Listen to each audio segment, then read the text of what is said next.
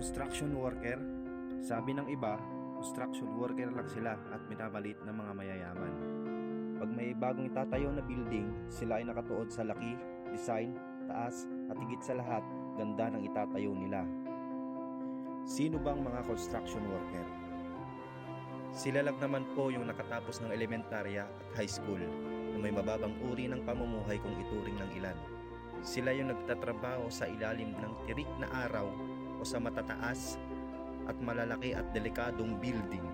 Sila yung hindi iniisip na mahulog o mabagsakan na mabibigat na bagay sapagkat iniisip nila kung paano bubuhayin ang kanilang pamilya sa tamang paraan na walang inaapakan na tao.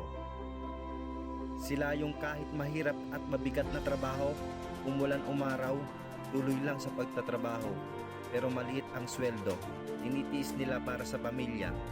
Ganito nila kamahal ang pamilya nila. Lahat gagawin nila, walang iniisip na hirap at pagod. Martilyo, lagari, pala, welding machine at iba pang gamit ang nagsisilbi sa kanila na ballpen. Sila yung madalas baon, sardinas, itlog, tuyo, payless, minsan chichirya, at asin na lang pero masaya na sila doon. Isa sila sa pilit pinagkakasyang maliit na sweldo at minsan kulang pa. Be proud dapat tayo sa kanila. Construction worker lang kung tawagin sila. Saludo po ako sa inyo na proud kayo bilang isang construction worker na minamaliit lang ng karamihan.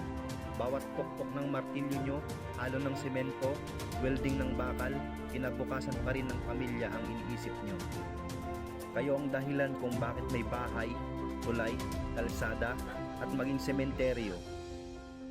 Kaya dapat maging proud tayo sa kanila at wag nating maliitin ang kakayahan nila.